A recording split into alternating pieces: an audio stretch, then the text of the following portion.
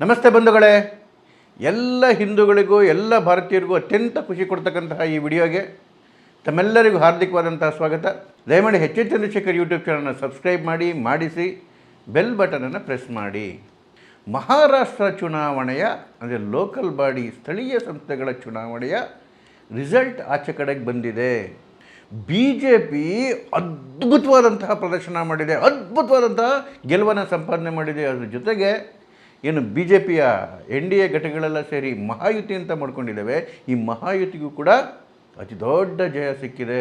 ಕಾಂಗ್ರೆಸ್ ಮತ್ತು ಅದರ ಮಹಾಗಠಬಂಧನ್ ಮತ್ತೊಮ್ಮೆ ಧೂಳಿಪಟ ಹೋಗಿದೆ ರೀ, ಧೂಳಿಪಟ. ಇನ್ಫ್ಯಾಕ್ಟ್ ನೋಡಿ, ಮಹಾರಾಷ್ಟ್ರದ 246 ಮುನ್ಸಿಪಲ್ ಕೌನ್ಸಿಲ್ಗಳಿಗೆ 42 ನಗರ ಪಂಚಾಯತ್ತು ಅಂದರೆ ಒಟ್ಟು 288 ಕ್ಷೇತ್ರಗಳಲ್ಲಿ ಚುನಾವಣೆ ನಡೀತು.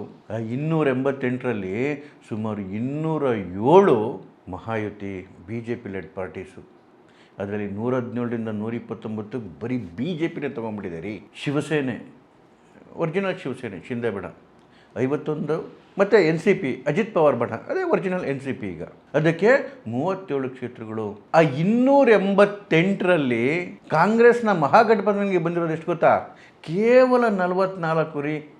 288ರಲ್ಲಿ ಕಾಂಗ್ರೆಸ್ಗೆ ಬಂದಿರೋದು 29, ದ ಗ್ರೇಟ್ ಉದ್ಧವ್ ಠಾಕ್ರೆಯ ಶಿವಸೇನೆಗೆ ಬಂದಿರೋದು, ಶಿವಸೇನೆ UBTಗೆ ಬಂದಿರೋದು 6, ಶರದ್ ಪವಾರ್ ಅವರ NCPಗೆ ಬಂದಿರೋದು 8, ಒಟ್ಟು 44. 207ರಲ್ಲಿ 44 ಎಲ್ರಿ. ಒಟ್ಟು 6859 ಸ್ಥಾನಗಳಿಗೆ ಎಲೆಕ್ಷನ್ ಆಯಿತು ರೀ. 6859 ಸ್ಥಾನದಲ್ಲಿ ಬರೀ BJPನೇ 3325 ಸ್ಥಾನಗಳಲ್ಲಿ ಗೆಲ್ತು. More than 50%.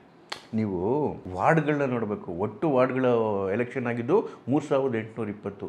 ಆ 3820ರಲ್ಲಿ 2801 ವಾರ್ಡ್ಗಳನ್ನ BJPನ ಗೆಲ್ತು ರೀ. ಇನ್ನು ಮಿಕ್ಕಿದ ಎಲ್ಲ ಪಾರ್ಟಿಗಳು, ಇಂಡಿಪೆಂಡೆನ್ಸು, ಈ ಕಡೆಯವರು ಆ ಕಡೆಯವರು ಎಲ್ಲ ಸೇರಿ 1000. ಅಂದರೆ BJP ಯಾವ ಮಟ್ಟದಲ್ಲಿ ನಾಗಾಲೋಟದಲ್ಲಿ ಓಡ್ತಾ ಇದೆ ಅಂತ ಹೇಳಿದ್ರೆ ನೋಡಿ, ಇದು ಹಿಂದೆ ಇರ್ತಕ್ಕಂಥ ತರ್ಕ ಏನು, ಯಾಕೆ ಈ ದೊಡ್ಡ ಮಟ್ಟದ ಗೆಲುವಾಗ್ತಾ ಇದೆ ಅಂತೇಳಿ ಒಂದು ಸ್ವಲ್ಪ ಕೂತ್ಕೊಂಡು ಯೋಚನೆ ಮಾಡಬೇಕು. ನಿಜವಾಗ್ಲೂ ಖುಷಿ ಆಗ್ತಕ್ಕಂಥ ವಿಷಯ, ಭಾರತದ ಭವಿಷ್ಯ ಉಜ್ವಲಾಗಿದೆ ಅಂತಕ್ಕಂಥ ವಿಷಯ ಆಚೆ ಕಡೆಗೆ ಬರುತ್ತದೆ.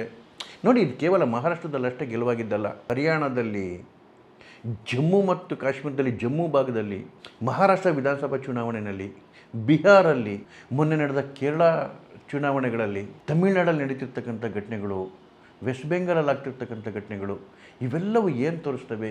ಏನು BJP ಪರವಾದ ಅಲೆ ಒಂಥರ ಬಿರುಗಾಳಿ ರೀತಿ ಬೀಸ್ತಾ ಇದೆ ಅಂತ ನಿಮಗನ್ಸಿದ್ರೆ ಅದು ನಿಜವಾಗ್ಲೂ BJPಯ ಪರವಾದ ಅಲೆ ಅಲ್ಲ.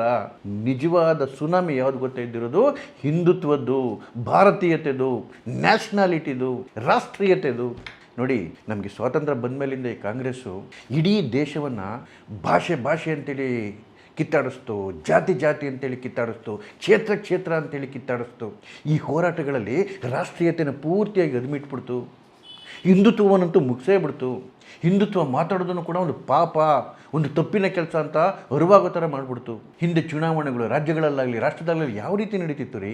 ಭಾಷೆಗಳ ಮಧ್ಯೆ ಯಾವ ರೀತಿ ಬೆಂಕಿ ಇಟ್ಬಿಟ್ಟಿದ್ರು ಅಂತ ಹೇಳಿದ್ರೆ ನೋಡಿ, ಇವತ್ತು ಇಷ್ಟು ವರ್ಷ ಬೇಕಾಯಿತು ಅದನ್ನೆಲ್ಲ ಸರಿ ಮಾಡ್ಕೊಂಬರೋದಕ್ಕೆ. 2014ರವರೆಗೆ ಯಾವ ರೀತಿ ಚುನಾವಣೆಗಳು ನಡೀತಾ ಇತ್ತು? ನೀವು ತಮಿಳ್ನಾಡಿಗೆ ಹೋಗಿ, ಅಲ್ಲಿ ತಮಿಳ್ ಅಸ್ಮಿತೆ, ದ್ರಾವಿಡ ವರ್ಸಸ್ ನಾನ್ ದ್ರಾವಿಡ. ಕೇರಳದಲ್ಲೋಗಿ ಮತ್ತೆ ಅದೇ ಕೇರಳದ ಅಸ್ಮಿತೆ ಸಪ್ರೇಟು. ಬಿಹಾರಲ್ಲಿ ಆ ಬಿಹಾರ್ ಅಸ್ಮಿತೆ ಅಂತ ಹೇಳಿ ಏನದ್ರೊಳಗೆ ಮಹಾದಲಿತ್ತು, ಮಹಾ ಹಿಂದುಳಿದವರು, ಎಕ್ಸ್ಟ್ರೀಮ್ಲಿ ಬ್ಯಾಕ್ವರ್ಡು ಎಲ್ಲವನ್ನು ತಗೊಂಬಂದು ಅದನ್ನು ಸವರ್ಣೀಯರ ಮೇಲೆ ಎತ್ಕೊಡ್ತಕ್ಕಂಥ ಕೆಲಸಗಳು. ಮಹಾರಾಷ್ಟ್ರದಲ್ಲಿ ಮರಾಠಿ ಹೋರಾಟಗಳು, ಉತ್ತರ ಪ್ರದೇಶಕ್ಕೆ ಹೋದರೆ ಬುಂದೇಲ್ಖಂಡವೇ ಒಂದು ರೀತಿ ಹೊಡೆದಾಟ, ಈಸ್ಟ್ UPನ ಒಂದು ರೀತಿಯಲ್ಲಿ ಹೊಡೆದಾಟ, ಅವಧೇ ಒಂದು ಕಡೆಯಿಂದ ಹೊಡೆದಾಟ, ಅಲ್ಲಿ ಕೂಡ ಮತ್ತೆ ಕ್ಯಾಸ್ಟ್ ಕಾಂಬಿನೇಷನ್ಗಳು ಎತ್ತಿರ್ತಕ್ಕಂಥದ್ದು. ಇಡೀ ದೇಶವನ್ನು ಈ ಕಾಂಗ್ರೆಸ್ಸು ನಾನಾಗಲೇ ಹೇಳಿದಾಗೆ ಜಾತಿಗಳ ಆಧಾರದ ಮೇಲೆ, ಕ್ಷೇತ್ರಗಳ ಆಧಾರದ ಮೇಲೆ, ಭಾಷೆಯ ಆಧಾರದ ಮೇಲೆ, ನೀರಿನ ಆಧಾರದ ಮೇಲೆ ಒಡೆದು ಚಿಲ್ಲಾಪಿಲ್ಲಿ ಮಾಡಿಬಿಟ್ಟಿತ್ತು ರೀ.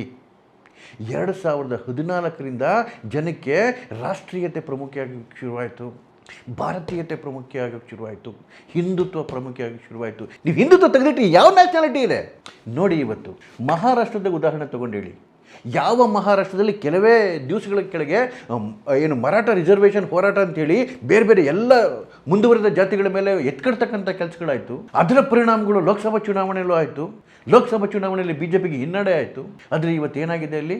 ಯಾವ ಜರಾಂಗೆ ಪಾಟೀಲ್ ಈ ವಿಷ ಬೀಜವನ್ನು ಬಿತ್ತದ ಅದರ ದೊಡ್ಡ ಏನೋ ಒಂದು ಫೇಸ್ ಆಗಿದ್ದ ಅವನ ಊರಲ್ಲೇ ಇವತ್ತು BJP ಗೆದ್ದಿದೆ. ಯಾವ ಬ್ರಾಹ್ಮಣರ ವಿರುದ್ಧವಾಗಿ ಮರಾಠಿಗಳನ್ನ ಎತ್ಕಟ್ಟಿದ್ರು ಅದೇ ಬ್ರಾಹ್ಮಣ ಸಮುದಾಯದ ವ್ಯಕ್ತಿ ಅಧ್ಯಕ್ಷ ಆಗಿ ಚುನಾಯಿತ ಆಗಿದ್ದಾನೆ. ಚುನಾಯಿಸಿದ್ಯಾರು ಅದೇ ಜನಗಳು, ಅದೇ ಮರಾಠಿಗರು. ಇವತ್ತು ಮಹಾರಾಷ್ಟ್ರದ ಯಾವುದೇ ಭಾಗದಲ್ಲಿ ಹೋಗಿ ನೋಡಿ, ಇದು ಶರದ್ ಪವಾರ್ ಏರಿಯಾ, ಇಲ್ಲಿ ಶರದ್ ಪವಾರ್ ತುಂಬ ಸ್ಟ್ರಾಂಗು, ಇಲ್ವೇ ಇಲ್ಲ, ಹೋಯ್ತು ಆ ಕಾಲ. ಇಲ್ಲಿ ಕಾಂಗ್ರೆಸ್ ಗಟ್ಟಿ ಹಿಡಿತ, ಕಾಂಗ್ರೆಸ್ ಸ್ಟ್ರಾಂಗು, ಹೋಯ್ತು. ಮುಂಬೈ ಠಾಣೆ ಭಾಗ, ಇದು ಶಿವಸೇನೆ ಹಿಡಿತ, ಠಾಕ್ರೆ ಹಿಡಿತ, ಹೋಯಿತು. ಇಡೀ ಮಹಾರಾಷ್ಟ್ರವೇ ಹಿಂದುತ್ವಕ್ಕೋಸ್ಕರ ವೋಟ್ ಮಾಡ್ತು, ನ್ಯಾಷನಾಲಿಟಿಗೋಸ್ಕರ ವೋಟ್ ಮಾಡ್ತು.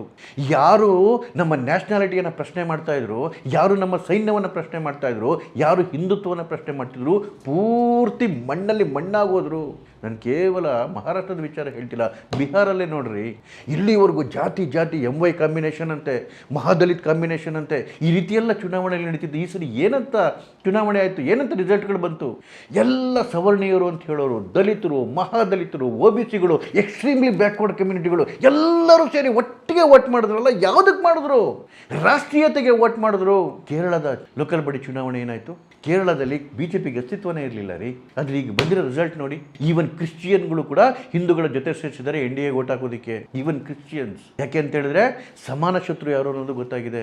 ಯಾರು ಲವ್ ಜಿಹಾದಿಂದ ನಲಗ್ತಾ ಇದ್ರು, ಲವ್ ಜಿಹಾದ್ ಅನ್ನೋ ಪದ ಮೋದಿಯವ್ರು ಬಂದ್ಮೇಲೆ ಬಂದಿದ್ದಲ್ಲ ರೀ, BJP ಬಂದ್ಮೇಲೆ ಬಂದಿದ್ದಲ್ಲ, ಅಥವಾ ಯೋಗಿ ಬಂದ್ಮೇಲೆ ಬಂದಿದ್ದಲ್ಲ.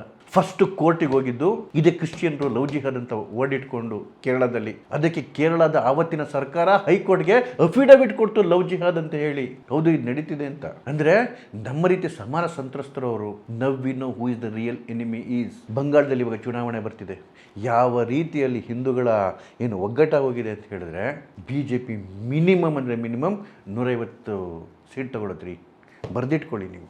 78 ದಾಟಲ್ಲ ಮಮತಾ ಬ್ಯಾನರ್ಜಿ. ಸರಿ, ಕಳೆದ ಬಾರಿ ಏನು BJPಗೆ 78 ಬಂದಿತ್ತಲ್ಲ, ಆ 78 ಮುಟ್ಟಲ್ಲ ಮಮತಾ ಬ್ಯಾನರ್ಜಿ. ಅಷ್ಟು ಹಿಂದೂಗಳ ಐಕ್ಯತೆ ಹೋಗಿದೆ. ಯಾವ ವಿಚಾರದಲ್ಲಿ? ಹಿಂದುತ್ವದ ವಿಚಾರದಲ್ಲಿ, ನ್ಯಾಷನಾಲಿಟಿ ವಿಚಾರದಲ್ಲಿ. ಅದು ತಮಿಳುನಾಡಲ್ಲೂ ಕಾಣ್ತಾ ಇದೆ. ಮೊನ್ನೆ ತಮಿಳುನಾಡಲ್ಲಿ ಆ ಮುರುಗನ್ ಬೆಟ್ಟದ ವಿಚಾರದಲ್ಲಿ ಎಷ್ಟು ದೊಡ್ಡ ಸಂಖ್ಯೆಯ ಹೋರಾಟ ರೀ, ಎಷ್ಟು ಲಕ್ಷಾಂತರ ಜನ ಸೇರಿದ್ರು ರೀ ಅಲ್ಲಿ.